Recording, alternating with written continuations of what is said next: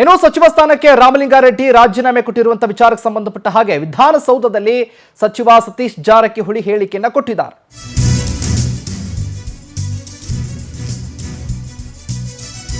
ರಾಮಲಿಂಗಾರೆಡ್ಡಿಯವರು ರಾಜೀನಾಮೆಯನ್ನ ಕೊಟ್ಟಿರುವಂತಹ ವಿಚಾರಕ್ಕೆ ಸಂಬಂಧಪಟ್ಟ ಹಾಗೆ ಸಚಿವರಾಗಿರುವಂತಹ ಸತೀಶ್ ಜಾರಕಿಹೊಳಿ ಪ್ರತಿಕ್ರಿಯೆ ಕೊಟ್ಟಿದ್ದಾರೆ. ರಾಜೀನಾಮೆ ಕೊಟ್ಟಿದ್ದಾರೆ, ಸಮಾಧಾನ ಮಾಡುವ ಶಕ್ತಿ ಕೂಡ ಇದೆ. ಸಿಎಂ ಡಿಕೆಶಿ ಹಾಗೂ ಸಿದ್ದರಾಮಯ್ಯ ಅವರು ಸೇರಿ ಸಮಾಧಾನ ಮಾಡ್ತಾರೆ. ನನಗೇನು ಅಸಮಾಧಾನ ಇಲ್ಲ, ಬೇಸರನೂ ಇಲ್ಲ, ಖುಷಿನೂ ಇಲ್ಲ. 2 ರಿಂದ 3 ಜನರಿಗೆ ಅಸಮಾಧಾನ ಇರಬಹುದು, ಎಲ್ಲ ಕೂಡ ಸರಿ ಹೋಗುತ್ತೆ, ಸರಿಪಡಿಸ್ತಾರೆ. ವಿಧಾನಸೌಧದಲ್ಲಿ ಸಚಿವ ಸತೀಶ್ ಜಾರಕಿಹೊಳಿ ಹೇಳಿಕೆಯನ್ನ ಕೊಟ್ಟಿದ್ದಾರೆ.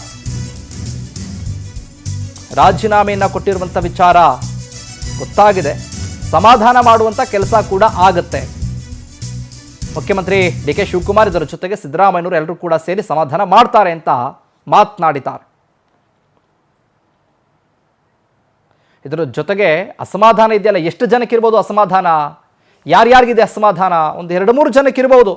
ಯಾಕಂದ್ರೆ ಬೇಡಿಕೆ ತಕ್ಕ ಹಾಗೆ ಅಂದ್ಕೊಂಡಿದ್ದಂತಹ ಖಾತೆ ಸಿಗಲಿಲ್ಲ ಅನ್ನೋ ಲೆಕ್ಕಾಚಾರದಲ್ಲಿ ಬೇಸರ ಇರಬಹುದು, ಅಸಮಾಧಾನ ಕೂಡ ಇರಬಹುದು.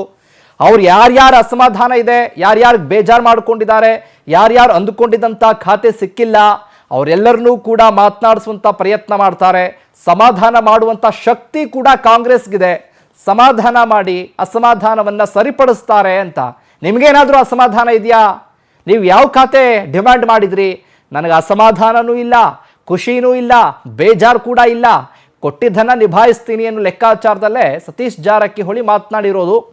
ಯಾಕಂದರೆ ಸಿದ್ದರಾಮಯ್ಯ ಅವರ ಸರ್ಕಾರ ಸಂಪುಟದಲ್ಲಿ ಇದ್ದಂಥ ಸಚಿವರುಗಳು ಎಲ್ಲರೂ ಕೂಡ ಸಮಾಧಾನ ಮಾಡಿಕೊಂಡು ಸಚಿವ ಸಂಪುಟದಲ್ಲಿ ಈಗಾಗಲೇ ಸರ್ಕಾರದಲ್ಲಿ 3 ವರ್ಷಗಳ ಕಾಲ ಸುದೀರ್ಘ ಆಡಳಿತವನ್ನು ಕೊಟ್ಟರಲ್ಲ, ಈಗ ಬದಲಾವಣೆ ಆಯ್ತಲ್ಲ. ಈ ರೀತಿಯ ಬದಲಾವಣೆಗೆ ಸಂಪುಟದಲ್ಲೂ ಇಂತಹ ವಿಚಾರಗಳು ಬ್ರೇಕಿಂಗ್ ಬರ್ತಾವೆ ಅಂತ ಯಾರೂ ಅಂದ್ಕೊಂಡಿರಲಿಲ್ಲ.